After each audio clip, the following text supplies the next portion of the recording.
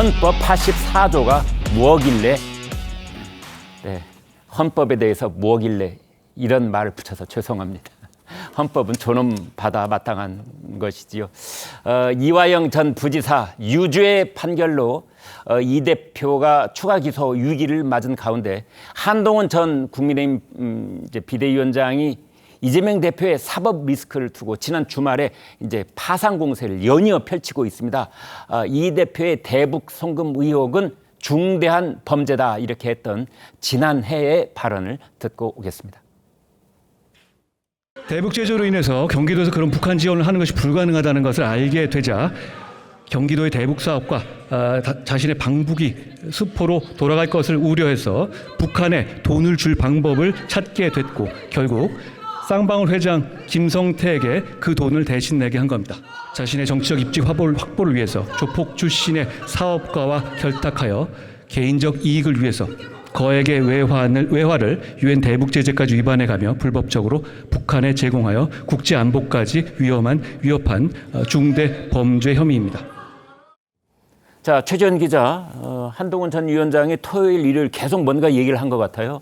예, 특히나 이제 이재명 전 대표를 직접적으로 겨냥하고 있어서 눈길을 끌었는데요. 네. 이 한동훈 전 비대위원장이 이틀 연속 이재명 대표의 이른바 사법 리스크를 직접적으로 거론했습니다. 자신의 페이스북에 헌법은 탄핵 소추와 탄핵 심판을 따로 규정하고 있고 대법원도 형사소추와 형사소송을 용어상 구분해서 쓰고 있기 때문에 헌법 제84조에서 말하는 소추라는 것은 소송의 제기만을 의미하는 것이다. 이렇게 규정했는데요. 이에 더해서 이미 진행 중인 형사재판의 경우에는 형사 피고인이 소위 대통령이 된다고 하더라도 중단되지 않는다. 이렇게 적시를 했습니다. 또 형사 피고인이 대통령이 된 이후에 실형도 아니고 집행유예만 확정이 되더라도 대통령직이 상실된다면서 선거를 다시 해야 하는 것이다. 이렇게 지적했는데요. 이화영 전 부지사 1심 실형 관련해서 당시 경기도지사였던 이재명 대표의 사법 리스크가 차기 대권 가도에도 영향을 미칠 수 있다. 이런 해석을 내린 겁니다. 하루 전날에는 자기 범죄로 재판받던 형사 피고인이 대통령이 된 경우에 그 형사 재판이 중단되는 걸까? 이런 의문의 글들을 올렸었는데 그 다음 날 본인이 바로 답변까지 글로써 공개한 겁니다. 그렇군요. 그러니까 헌법 학자들 사이에서 간혹 얘기가 있었던 그런 사안이 지금 현실 문제로 그리고 이재명 대표를 상대로 해서 이제 벌어지고 있다. 이런 얘기가 진행이 되고 있는 건데요. 최병목 국장께요. 네.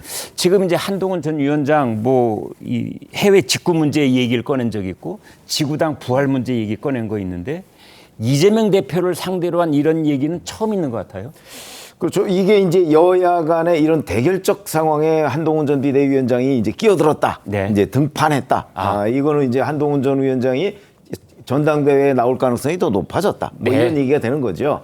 그런 점에서 본다면 이 한동훈 전 위원장이 얘기한 이재명 대표에 대한 형사 피고인이라는 개념은 그건 뭐 이재명 대표도 인정하지 않을 수 없는 개념입니다. 네. 지금 재판을 받고 있으니까요. 네. 자, 그런데 이제 문제는 이 재판이 언제 끝날 것이냐는 부분이 우리가 그 끝나는 지점을 지금 예측할 수가 없잖아요. 이건 네. 오로지 판사에 달려 있으니까. 그러니까 이제 2027년 3월에 대선이 있는데 만약에 그때까지 이 재판이 끝나지 않고 있을 때는 이재명 대표가 그 출마를 하지 않겠습니까? 예. 그래서 뭐 당선이 안 된다면 별 문제가 없지만 네. 만약에라는 걸 하나 이제 추가를 한다면 당선이 됐을 경우 이제 헌법 84조에 보면 대통령은 재임 중 형사상의 소추를 당하지 않는다 이런 표현이 있거든요. 네. 그러면 이제 이 조항에 따라서 재판도 중단해야 되느냐 아니면 재판은 계속 가느냐 이 얘기를 지금 하고 있는 겁니다. 네. 근데 한동훈 전 위원장은 아니 그거는 대선 전에 시작된 재판이기 때문에 계속 가야 된다. 네. 이제 이렇게 주장하고 있는 거죠.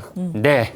자, 그렇다면은 헌법 제84조 대통령에 관한 형사소추 이 부분을 이제 규정해 놓고 있는데 이 이야기를 법률 전문가한테 들어보겠습니다. 장윤주 변호사님, 그거 어떻게 해석을 해야 됩니까? 그렇죠. 지금 최 의원님께서 쟁점을 잘 정리해 주셨는데요. 네. 헌법 84조에는 대통령은 내란 또는 외환의 죄를 제외하고는 재직 중에 형사상 소추를 당하지 않는다라고 돼 있습니다. 예. 이른바 불소추 특권인데요. 그러니까 소추라는 것이 쉽게 말씀드리면 기소입니다. 네. 그러니까 대통령으로 재직 중일 때는 형사상으로 기소를 당하지 않는다는 건데 네. 이 소추에 재판 절차까지 포함할 수 있느냐가 바로 큰 쟁점입니다. 아, 예. 그러니까 만약에 소추와 재판 이 두 개를 분리를 해서 보는 한동훈 전 위원장의 입장에 따른다면 네. 84조는 소추만 되지 않는다라고 했기 때문에 취임 전에 재판이 진행 중이었다라고 한다면 그 재판은 중단되지 않는다는 취지입니다. 네. 그러나 지금 이 부분에 대해서는 전문가들도 해석이 달라지는데요. 네. 물론 헌법상 표현은 소추라고 되어 있지만 소추는 결국 재판 과정을 염두에 둔 것이고 네. 대통령이 재직 중에 어떤 이런 형사 절차나 그런 사법권의 방해를 받지 않는 것이 이 입법의 목적이었다라는 취지로 본다라고 한다면 네. 재판도 마땅히 중단되어야 된다라는 전문가들의 견해도 있습니다.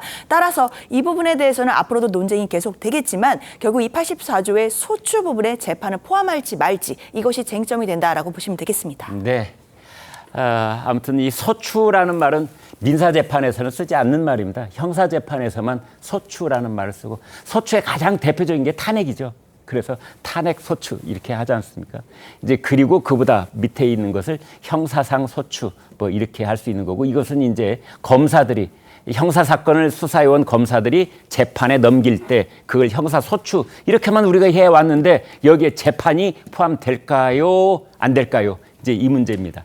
지난 19대 대선 때 홍준표 후보가 비슷한 문제로 논란이 된 적이 있습니다.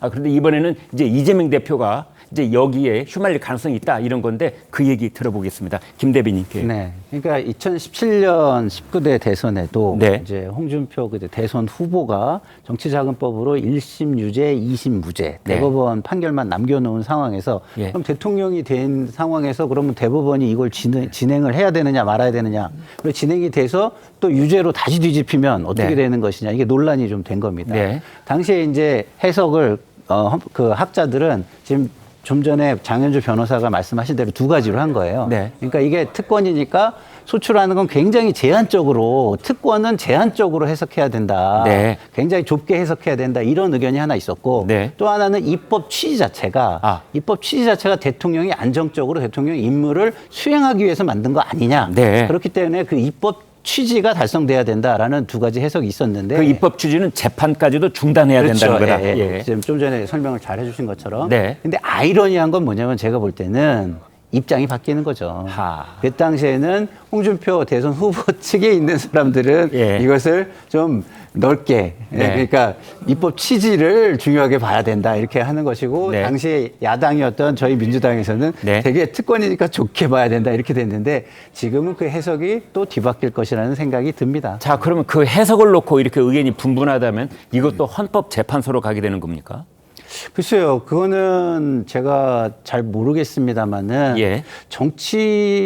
일단은 대법원이 예. 뭐 헌법재판소로 보내기보다는 먼저 그 자신들이 판단을 하지 않겠습니까? 그래서 예.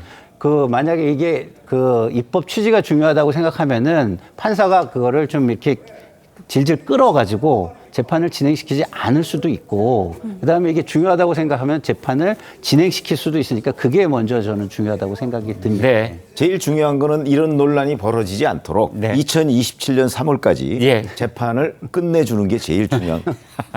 여기에 누가 이 일을 달겠습니까? 2027년 3월 10일 이전까지 아무튼 우리 대법원 최종적인 판단이 내려지면 지금 4개의 재판이 일어날 가능성에 대해서요. 그러면 이러한 논란은 다 불필요한 것이 될 것이다. 이런 말씀이십니다.